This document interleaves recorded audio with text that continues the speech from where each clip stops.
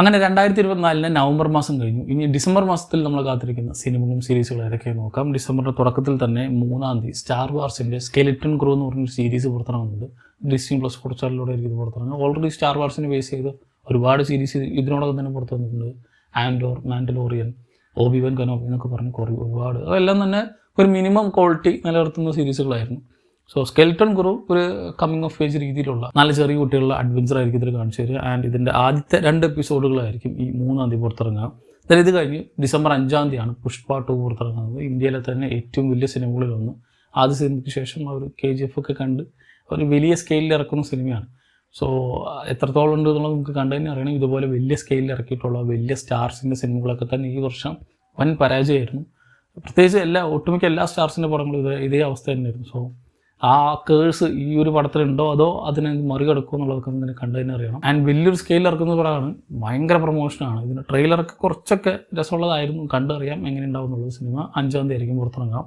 then 5-ാം തീയതി തന്നെ black dose എന്ന് പറഞ്ഞൊരു സീരീസ് നെറ്റ്ഫ്ലിക്സിലൂടെ പുറത്തിറങ്ങുന്നുണ്ട്. ഇതൊരു ബ്രിട്ടീഷ് സ്പൈ ത്രില്ലർ സീരീസ് ആയിരിക്കും. കേര നൈറ്റ്ലിയായിരിക്കും ഇതിൽ പ്രധാന വേഷം കൈകാര്യം ചെയ്യുന്നത്. ആൻഡ് ഡിസംബർ 6-ാം തീയതി ആമസോൺ പ്രൈം വീഡിയോയിലൂടെ അഗ്നി എന്ന് പറഞ്ഞൊരു ചിത്രം പുറത്തിറങ്ങുന്നുണ്ട്. ഇതൊരു ഹിന്ദി ചിത്രമായിരിക്കും. ഫയർ ഫൈറ്റേഴ്സിനൊക്കെ ലൈഫ് കേന്ദ്രീകരിച്ചുള്ള പ്ലോട്ടാണ് സിനിമയ്ക്കുള്ളത്. then 6-ാം തീയതി തന്നെ വെയർ വൂൾസ് എന്ന് പറഞ്ഞൊരു ഹോളിവുഡ് ചിത്രം പുറത്തിറങ്ങുന്നുണ്ട്. ഇന്ത്യയിൽ വലിയ റിലീസ് ഉണ്ടോ എന്നുള്ളത് വലിയ പിടുത്തില്ല. then ഡിസംബർ 10-ാം തീയതി ആമസോൺ പ്രൈമിൽ തന്നെ സീക്രട്ട് ലെവൽ എന്ന് പറഞ്ഞൊരു സീരീസ് പുറത്തിറങ്ങുന്നുണ്ട്. ഇത് ഭയങ്കര ആൻറ്റിസിപ്പേറ്റഡ് ആയിട്ടുള്ള നല്ല ഹൈപ്പുള്ളൊരു സാധനമാണ്. കാരണം നെറ്റ്ഫ്ലിക്സിൻ്റെ ലവ് ഡെത്ത് പ്ലസ് റോബോട്ട് എന്ന് പറഞ്ഞൊരു സീരീസ് ഉണ്ട്. അത് ക്രിയേറ്റ് ചെയ്ത അല്ലെങ്കിൽ നമ്മുടെ ഡെഡ്പൂൾ എന്ന സിനിമയുടെ ഡയറക്ടറൊക്കെ ആയ ടിം മില്ലർ ക്രിയേറ്റ് ചെയ്യുന്നൊരു സീരീസാണ്. നെറ്റ്ഫ്ലിക്സിന് വേണ്ടി എങ്ങനെയാണോ ലവ് ഡെത്ത് പ്ലസ് റോബോട്ട്സ് ഉണ്ടാക്കിയത് അതേപോലെ തന്നെ ആമസോൺ പ്രൈമിന് വേണ്ടി ഉണ്ടാക്കുന്ന സാധനമാണ് ഈ സീക്രട്ട് ലെവൽ. നമ്മൾ ഒട്ടുമിക്ക ആൾക്കാരും കളിച്ചിട്ടുള്ള പല PC ഗെയിംസ് അതിൻ്റെ സ്റ്റോറീസിന് ബേസ് ചെയ്ത് ഇറക്കുന്ന ഒരു ആന്തോളജി സീരീസാണ്. ഒരു 15 സ്റ്റോറീസ് ആയിരിക്കും ഈ ഒറ്റ സീസണിൽ തന്നെ ഇവർ കാണിച്ചു തരിക. പ്രത്യേകിച്ച് God of War, pacman, Warhammer തുടങ്ങി ഒട്ടുമിക്ക എല്ലാ പോപ്പുലറായ ഗെയിംസിൻ്റെ സ്റ്റോറി ലൈൻസ് നമുക്ക് ഇതിൽ കാണാൻ സാധിക്കും. ആൻഡ് ഇതിൻ്റെ കാസ്റ്റ് ലിസ്റ്റും അടിപൊളിയാണ്. വോയിസ് ഓവർ ചെയ്യുന്നത് അർണോൾഡും കിയാനു റീവ്സും കെവിൻ ഹാർട്ട് തുടങ്ങി വലിയ താരനിരയുണ്ട്. സോ ഭയങ്കര എക്സ്പെക്ടേഷനോടെ പുറത്തിറങ്ങുന്ന ഇതിൻ്റെ ട്രെയിലറൊക്കെ നല്ല പ്രോമിസിങ് ആയിരുന്നു.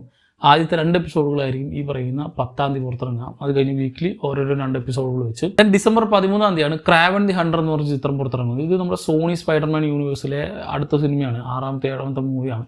ഇത് ഒരുപാട് ഡിലേ വന്നൊരു പടമാണ്. ഈവൻ വെനത്തിനൊക്കെ മുമ്പേ ഇപ്പോഴും നല്ല അവർ എൻ്റെ ഓർമ്മയിൽ ഒരു 2-3 കൊല്ലമായി ഈ ഒരു പടം ഇറങ്ങുന്നു പറഞ്ഞിരുന്നു. ആരോൺ ടൈലർ ജോൺസണും റസൽ ക്രോ ഒക്കെ തന്നെ പ്രധാന വേഷം കൈകാര്യം ചെയ്യുന്നത്. സിനിമ 13-ാം തീയതി പുറത്തിറങ്ങുന്നൊക്കെ പറയുന്നുണ്ട്, കണ്ടു തന്നെ അറിയണം. then ഇതേ 13-ാം തീയതി തന്നെ ഹെറിറ്റിക് എന്ന് പറഞ്ഞൊരു സൈക്കോളജിക്കൽ ഹൊറർ ചിത്രം പുറത്തിറങ്ങുന്നുണ്ട്. ഈ സിനിമ ഈ ലിസ്റ്റിൽ ഞാൻ ഉൾപ്പെടുത്താനുള്ള ഏക കാരണം ഇത് പ്രൊഡ്യൂസ് ചെയ്യുന്നത് A24 ആണ്. then 13-ാം തീയതി തന്നെ വാർ ഓഫ് റൊഹിറിം എന്ന് പറഞ്ഞ ചിത്രം പുറത്തിറങ്ങുന്നുണ്ട്. നമ്മുടെ ലോർഡ് ഓഫ് ദി റിംഗ്സ് ഫ്രാഞ്ചൈസിലെ ആദ്യത്തെ ആനിമേറ്റഡ് മൂവിയാണ്. ഒരുപാട് എക്സ്പെക്ടേഷനോട് പുറത്തിറങ്ങുന്ന സിനിമയാണ്. ഈ വർഷത്തെ ഏറ്റവും വലിയ ഹോളിവുഡ് റിലീസുകൾ ഒന്നുകൂടിയാണെന്ന് പറയാം. സോ നമ്മുടെ ലോർഡ് ഓഫ് ദി റിംഗ്സ് ട്രയോളജിയിലെ ഒരു 100-150 വർഷം മുമ്പ് നടക്കുന്ന ഒരു കാര്യങ്ങളൊക്കെ ഇതിൽ കാണിച്ചു തരും. അപ്പോൾ ഈവൻ ഹോബിറ്റിനേക്കാളും മുമ്പ് എന്ന് പറയാം. സോ ഒരു പ്രീക്വൽ പോലെ സർവ് ചെയ്യുന്ന ഒരു സിനിമയായിരിക്കും. then ഇതേ ദിവസം തന്നെ 13-ാം തീയതി ഡേർട്ടി ഏഞ്ചൽസ് പറഞ്ഞ ചിത്രം പുറത്തിറങ്ങുന്നുണ്ട്. നമ്മുടെ യുവാഗ്രം പ്രധാന വേഷത്തിലെത്തുന്ന ഒരു ആക്ഷൻ ത്രില്ലർ ചിത്രമാണ്. then ഡിസംബർ 19-ാം തീയതിയാണ് മലയാളത്തിൽ നിന്നും റൈഫിൾ ക്ലബ്ബ് എന്ന ചിത്രം പുറത്തിറങ്ങുന്നത്. നമ്മുടെ ആഷിഖ് അബു സംവിധാനം ചെയ്യുന്ന അടുത്ത സിനിമയാണ്. ഇതിന്റെ കാസ്റ്റ് ലിസ്റ്റ് അടിപൊളിയാണ്. അതിന്റെ ഒരൊറ്റ പോസ്റ്റർ തന്നെ ഒരു റിലീസ് ചെയ്തതിൽ നമുക്കറിയാം. then ഡിസംബർ 20-ാം തീയതിയാണ് മാർക്കോ എന്ന ചിത്രം പുറത്തിറങ്ങുന്നത്. മലയാളത്തിലെ മോസ്റ്റ് വയലന്റ് ഫിലിം എന്നൊക്കെയാണ് പറയുന്നത്.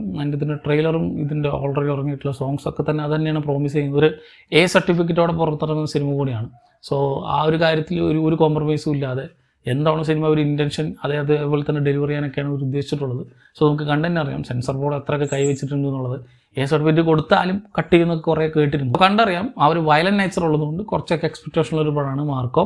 then 20-ാം തീയതി തന്നെയാണ് വിടുതലയുടെ സെക്കൻഡ് പാർട്ട് പുറത്തിറങ്ങുന്നത്. വിടുതല പാർട്ട് 2 പാർട്ട് 1 ഒരു അൺഎക്സ്പെക്റ്റഡ് ഹിറ്റ് ആയിരുന്നു. അങ്ങനെ ഒരു പടം ഇറങ്ങുന്നുണ്ടെന്ന് കുറേ പേർക്ക് അറിയുന്നുണ്ടായിരുന്നില്ല. ഇറങ്ങി കഴിഞ്ഞപ്പോൾ it became A sensational hit. So അതിന് സെക്കൻഡ് പാർട്ട് ഡിസംബർ 20-ാം തീയതി ആയിരിക്കും പുറത്തിറങ്ങുന്നത്. then ഇതേ ദിവസം തന്നെയാണ് മുഫാസ എന്ന ചിത്രം പുറത്തിറങ്ങുന്നത്. നമ്മുടെ ലയൺ കിങ് ഫ്രാഞ്ചൈസിലെ അടുത്ത ചിത്രമാണ്. ഈ സാധനത്തിന്റെ ട്രെയിലറും കുറച്ച് ഇൻട്രസ്റ്റിംഗ് ആയിരുന്നു. ഫസ്റ്റ് ലയൺ കിങ് നമുക്ക് ഓൾറെഡി കഥ എല്ലാവർക്കും അറിയാം. അതിൽ ഒരുപാട് ഏറ്റക്കുറച്ചിലുകളും പോരായ്മകളൊക്കെ ഉണ്ടായിരുന്നു. നമുക്ക് ഓൾറെഡി നമ്മുടെ ആ ഒരു നൊസ്റ്റാൾജിക് ഫാക്ടർ ഉള്ളതുകൊണ്ട് ആ ഒരു ആനിമേറ്റഡ് സാധനം നമ്മുടെ മനസ്സിൽ കിടക്കുന്നതുകൊണ്ട് എത്രത്തോളം നമുക്ക് ലൈവ് ആക്ഷൻ വന്നാലും ചിലവർക്കൊക്കെ ഒരു പരിധി വരെ ഇഷ്ടപ്പെടാനുള്ള ചാൻസ് ഉണ്ടായിരുന്നു. പക്ഷേ ഇതിലങ്ങനെയല്ല. ഈ ഒരു ഫ്രാഞ്ചൈസിൽ അധികം കേട്ടിട്ടില്ലാത്തൊരു കഥയിലേക്കാണ് ഇവർ എടുത്തു വയ്ക്കാൻ പോകുന്നത്. സോ അതുകൊണ്ട് കുറച്ച് ഇൻട്രസ്റ്റിംഗ് ആയിട്ട് തോന്നുമായിരിക്കും.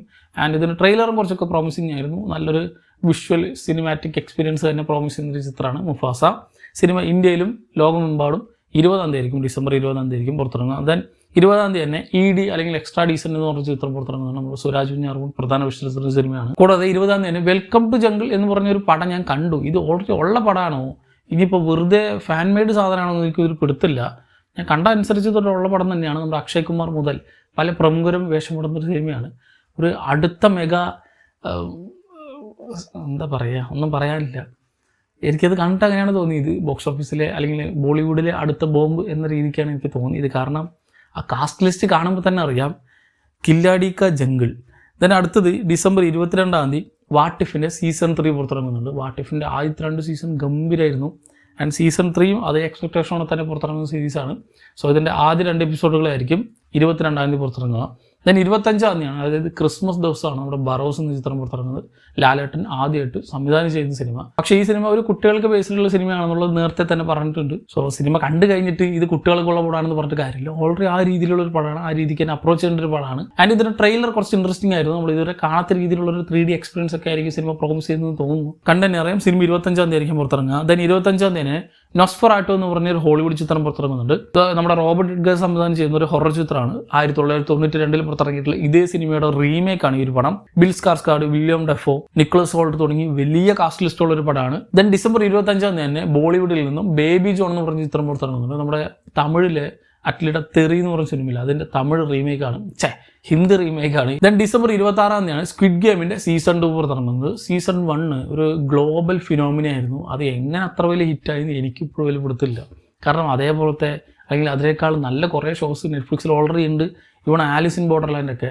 ഐ തിങ്ക് സ്ക്വിഡ് ഗെയിമിനേക്കാൾ എനിക്ക് ഒരുപാട് കൂടുതൽ ഇഷ്ടപ്പെട്ടത് ആലിസ് ഇൻ ബോർഡർലാൻഡൊക്കെയാണ്. പക്ഷേ അതൊക്കെ അണ്ടർറേറ്റഡ് ആയിട്ട് അപ്പോഴും കിടക്കുമ്പോൾ സ്ക്വിഡ് ഗെയിമിൻ്റെ പോപ്പുലാരിറ്റി അത്ര വലുതായിരുന്നു.